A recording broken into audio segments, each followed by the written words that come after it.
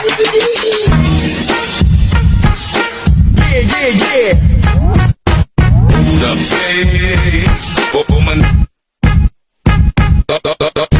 something on the level of Epstein, Weinstein to the power of 10. From members of the royal family to Grammy and Academy Award winners, we're breaking down all the A-list celebrities named in court docs against P. Diddy, along with some startling accusations. I mean, first of all, that entire filing was just gasp-worthy. I'm not seeing a scenario where he can escape liability, criminal liability. He's been known for years as a renowned rapper, producer, and label executive who goes by the names P. Diddy, Puff Daddy, or his legal name, Sean Combs. Whatever name you want to call him, he's no stranger to legal troubles. Just this week, both Diddy's homes in Miami and Los Angeles were raided by Homeland Security. According to former prosecutor Melba Pearson, they're likely looking for some specific evidence. The feds are doing raids at 3 different homes of P. Diddy, including his homes in California, in Florida, and in New York. And what I think they're looking for are videos. So basically, P. Diddy had a habit, allegedly, based on told to us through the filings by Cassie Ventura. They have all said that he had a habit of liking to video either him abusing other people or forcing other people to abuse each other for his pleasure, and would record all of that. So I think those are some of the things that the feds are looking for. I think they're looking for other types of evidence to corroborate the statements that were made by Little Rod, by Cassie Ventura, and the other people have come forward saying that he did abuse them. So they're looking for corroborating evidence and basically the building blocks to put together what will end up being a massive, massive, massive criminal case. So far, Diddy hasn't been arrested, but he has already faced his fair share of legal issues. Last year, Diddy's ex-girlfriend, Cassandra Ventura, who you probably know as singer Cassie, accused him of sex trafficking and sexual slavery. She alleged that Diddy raped her and beat her so severely that she was bruised. Cassie also alleged Diddy made her have sex with prostitutes and recorded it on video. She also says he forced her to carry a gun. Cassie sued him under New York's Adult Survivors Act and settled with Diddy outside of court just one day after the suit was filed. Joy Dickerson-Neal also filed suit against Diddy under the Adult Survivors Act, accusing him of drugging and sexually assaulting her back in 1991 when she was a college student at Syracuse University. Diddy was slammed with yet another lawsuit last month, this time brought on by music producer Rodney Jones, also known as Lil Rod. The 73-page lawsuit lays out dozens of allegations against Diddy, including that he forced Lil Rod to hire prostitutes and have sex with them. The court doc also claims Diddy himself assaulted Lil Rod, but that's not the only bombshell allegations revealed in the detailed documents. Lil Rod doesn't shy away from publicly naming other celebrities he says assaulted him. I don't know that Cuba Gooding Jr. is going to escape from that one. Let's start with the allegations against Academy Award-winning actor Cuba Gooding Jr. Lil Rod alleges Diddy was, quote, grooming him to pass him off to his friends.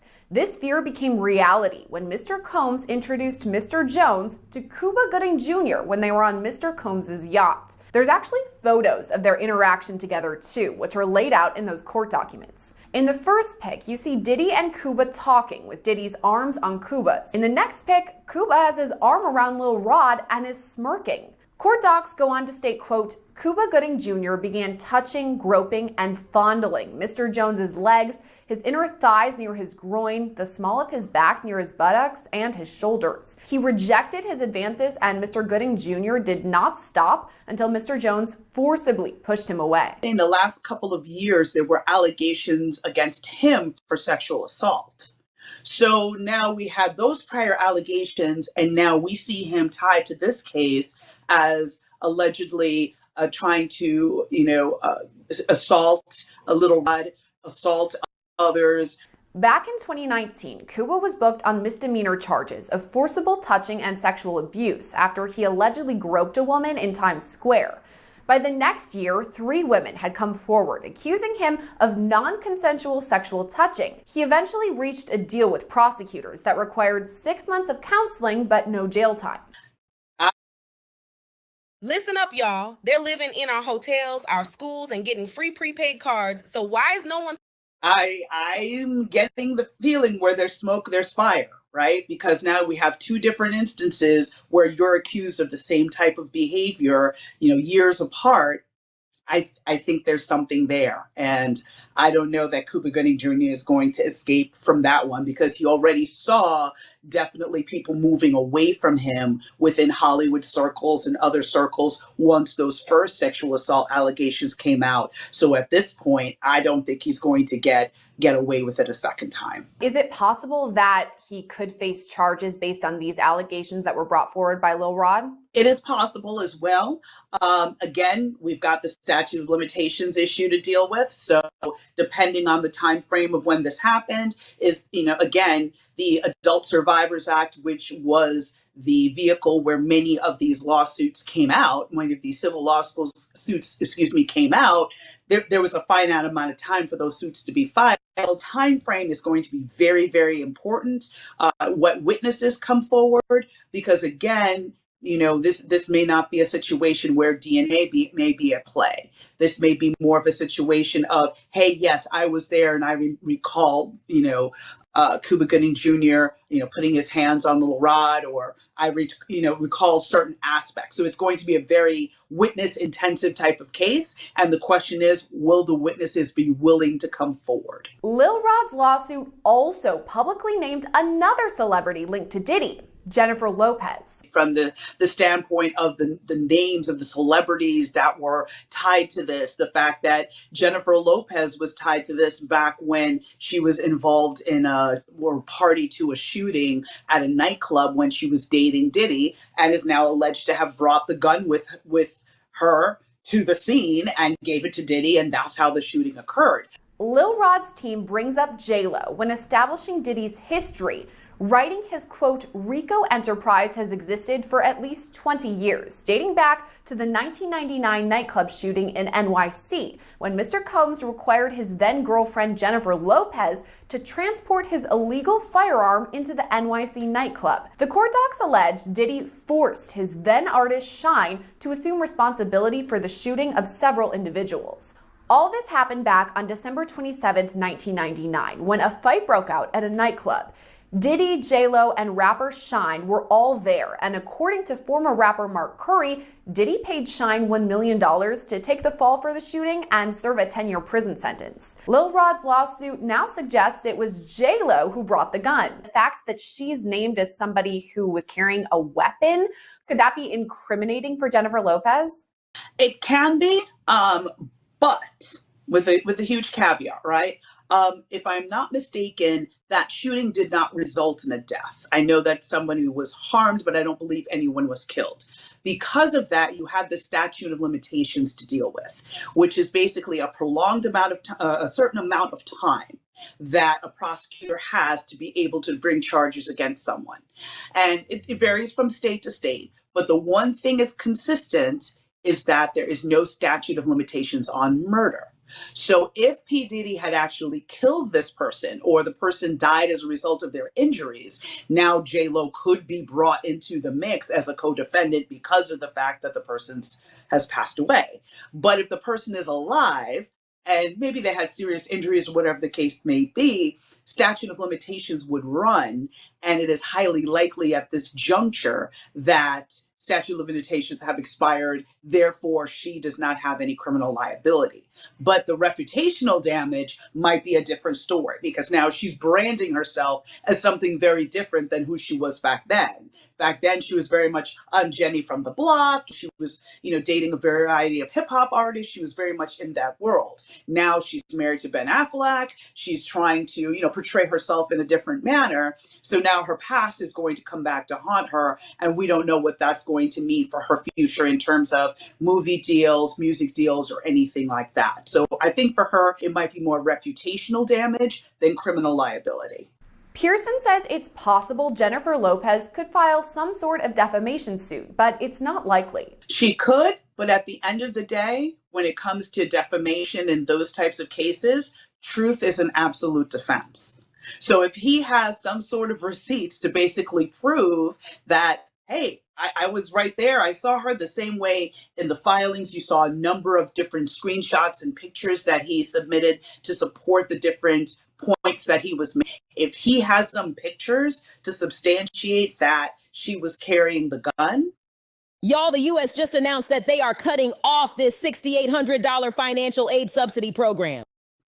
It's going to be very hard for her to say in good conscience in a court of law that, this wasn't true. He's made this up. And now as a result, I've lost, money. I've lost opportunities and things like that.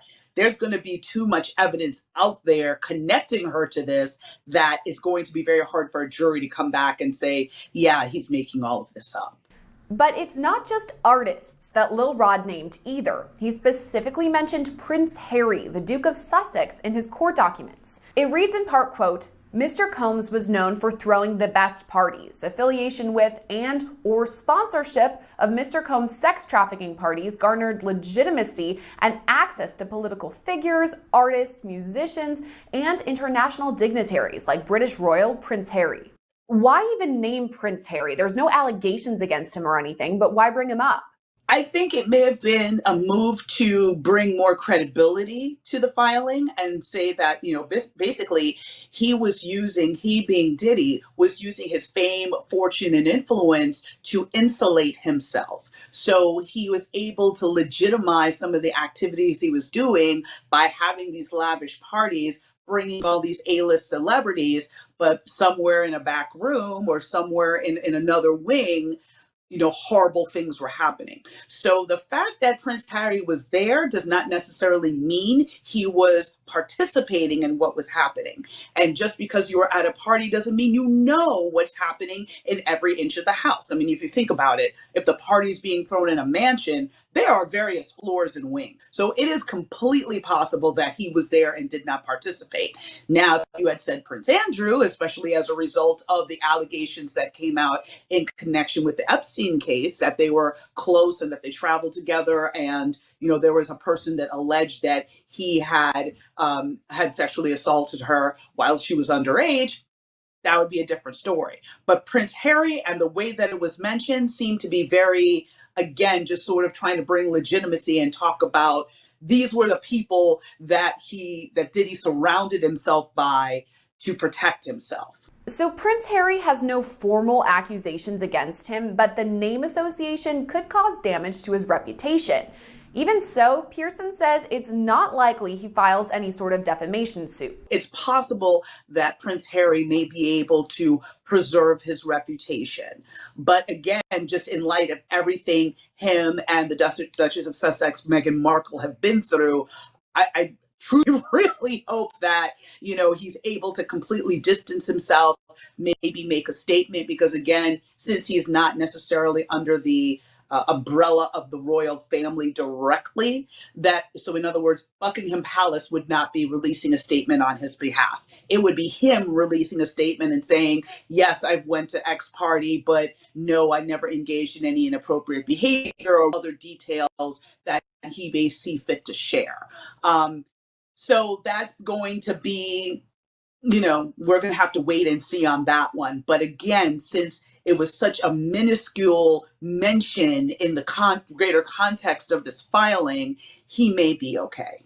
Pearson compares Prince Harry's association with that of President Bill Clinton, who'd been seen with Jeffrey Epstein before his arrest. And there didn't seem to be much said around him actually engaging in activities, more that he was present at the parties.